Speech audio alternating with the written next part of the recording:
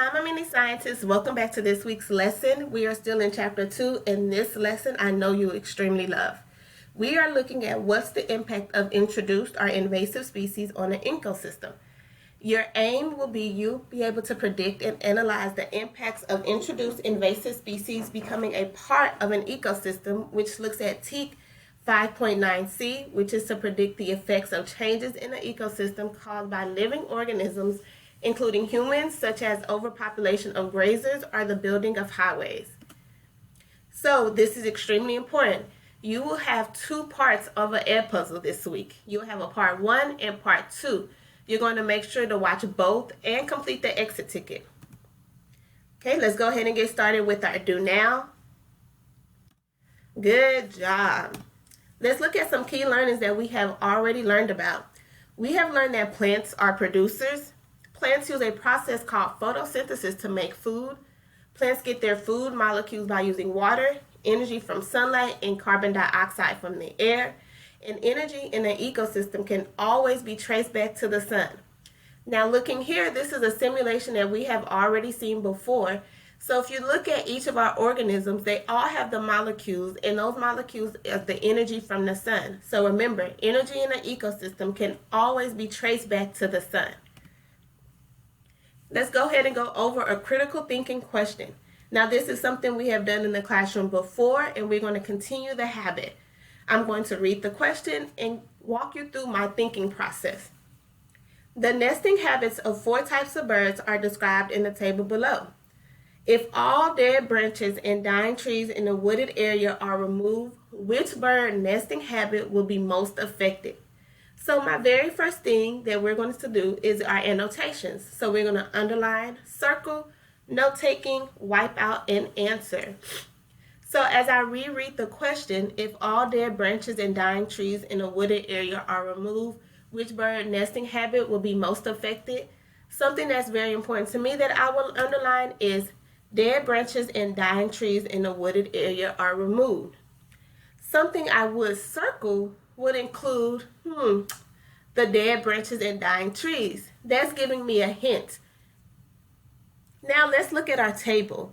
I have my nesting habits. I have my Baltimore, which is the nest that hangs from thin branches and tall trees. A barn swallow, which is the nest is attached under the roof or house of a barn. I have a downy woodpecker, which is the nest is dug into rotting or decaying trees. And a belted kingfisher, which is the nest is built in tunnels or barrows. Now by looking here, I do see a word that I'm not used to normally seeing. And that for me would be rotting or decaying. Now we probably thought about our tooth rotting, things in that nature. So I want to also put some information. So I'm going to write me some notes. Rotting or decaying is decomposing or something breaking down. Now, if you look at belted kingfisher, we see the word tunnels, and I think we all know what tunnels mean, so I'm not going to go there. Now, I'm going to go back to my question. If all the dead branches and dying trees, which is something I circled, so if something is dead or dying, that could be something that could be rotting, breaking down, decomposing, right? So I'm going to also put some notes there. Now let's look at our answer choices. I have my Baltimore, which is F. Now that one says the nest hang from thin branches and tall trees. I don't think that's rotting or breaking down, so I'm going to go ahead and X that out. I have my barn swallow. The nest is attached under the roof of a house or a barn. Once again, that's still not breaking down or rotting. I have my downy woodpecker. It does says it's rotting or decaying, and it also says dead branches and dying trees. That could be an option. And then I have my belted kingfisher. The nest is built in tunnels or barrows. That's not breaking down. So your correct answer here would be H. Okay, so we're going to go ahead and get started. I'm going to be playing this video for you.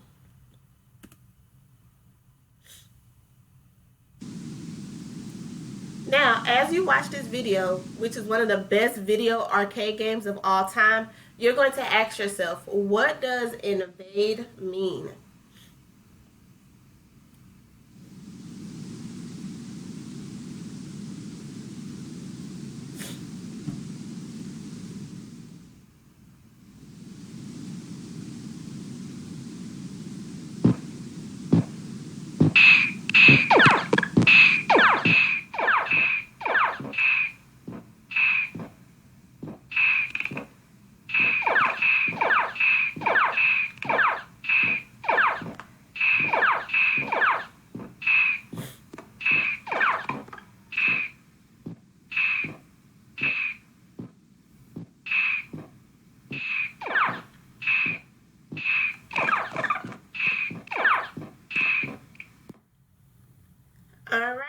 So this here is Space Invaders, which was a game in 1978, which was an arcade game.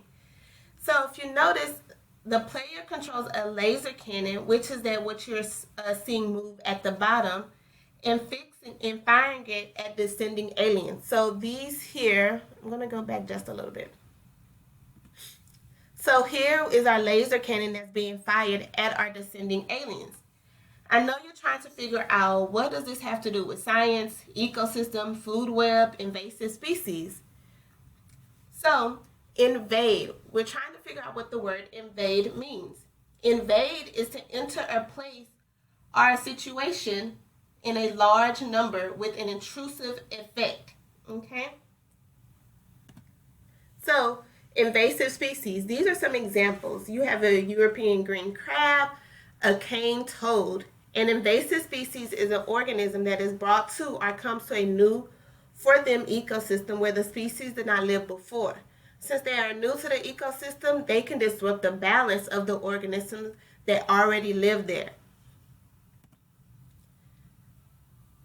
Okay, we have a new book that we're going to be looking at, which is called our Restoration Case Studies. So I'm going to be reading some of the pages for you. And as I read, you're going to be taking this in, and you will eventually answer some questions at the end. Florida Everglades, the ecosystem. The Everglades are a huge wetland region in southern Florida covering thousands of square miles. The region is home to a huge variety of organisms, including many birds, reptiles, and plants. Many threatened species, such as crocodiles, alligators, and Florida panthers, live in the Everglades. Because the area has both freshwater and saltwater, it is one of the only places where alligators and crocodiles can live side by side.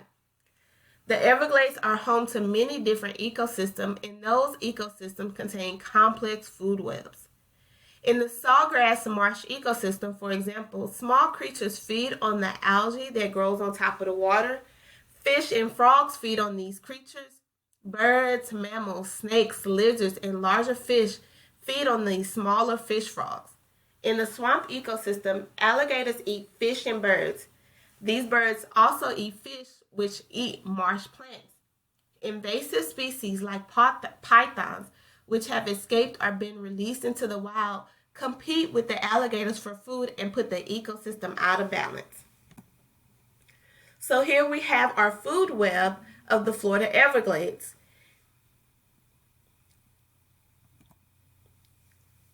So we will now be watching a video over invasive species. I want to give you a heads up that this video is about a huge problem that the invasive pythons are causing in Florida, and some pictures are graphic. As you watch the video about the Burmese pythons that have invaded and disrupted the Florida ecosystem, you will answer questions throughout.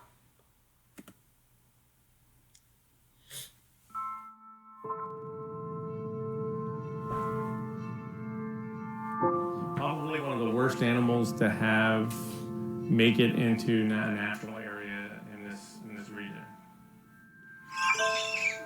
The Burmese pythons negatively impacted the Everglades. So these pythons have been released into this habitat unintentionally, of course, and without knowledge of the consequences, and they proliferate. We've seen entire deer inside a snake. We've seen a struggle between a large alligator and a large snake. All of a sudden, you have this apex predator out in your system threatening your native species. So it's a big problem. And they're incredibly difficult to detect. I mean, they can hide in not very much cover at all. That's 100,000 animals spread over 3 million acres, plus some other undeveloped land, agricultural land. Are there 100,000? Probably not. There's probably less than that, but we just don't know. My name's Jeffrey Fobb. I'm a captain with Miami-Dade Fire Rescue. My interest with snakes began when I was very, very young, and these are animals that people didn't like, and I kind of wondered why, because my mother's afraid I don't, but I'm not. Yeah, he'll come now. He's got very little choice. I work with Florida Fish and Wildlife and the Nature Conservancy teaching the Python Patrol. You can see why it's difficult to catch them.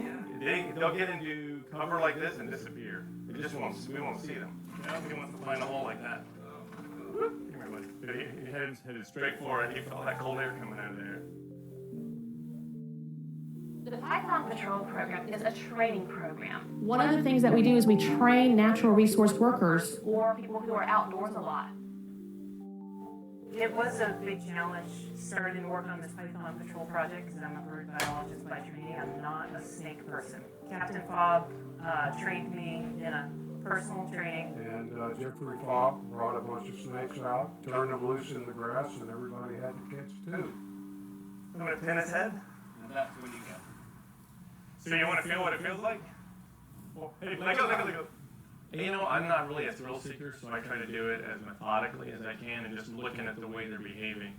But there's a few spots on him that where you can see just the light shines on him and it's different than the background. Yeah. It's like, where's Waldo? Where are these little shiny bits? So at the periphery of where we know these animals are, we have people who can identify and remove them. We do get calls about pythons that our staff can't always respond to. And that's what we call in our Python Patrol responders to go out to those calls.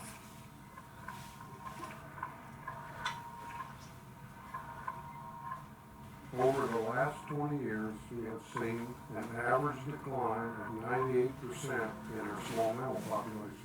98%. That's almost all gone. In the case of rabbits and foxes, 100%. No one's seen a rabbit or a fox in the park for over 2 years. And we suspect the python is the main cause of that decline.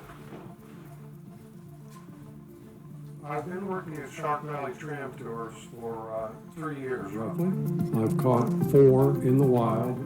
First one was about a 7-footer, 3 more at Shark Valley while I was working.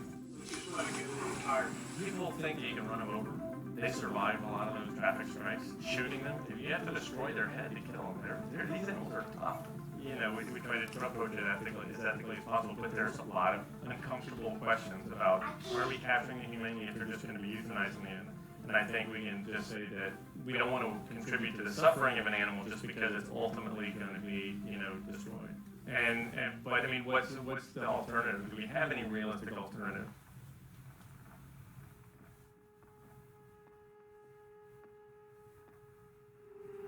People ask, well, why don't you just go out and hunt them down? Well, the kind of terrain is inaccessible. We can look all the live long day, and we still are not going to be able to see them all. We don't want to give up and say that there's no hope of eradicating.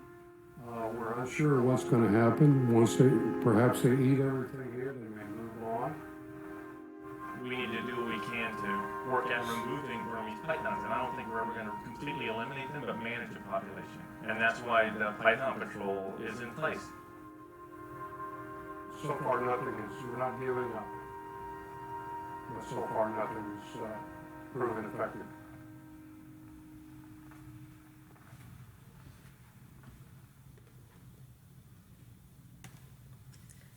Okay, so remember there's a part 1 and part 2 for your ed puzzle for this lesson this week. You're going to watch both and complete the exit ticket. This is your first one. You will now go ahead and move to your second ed puzzle video.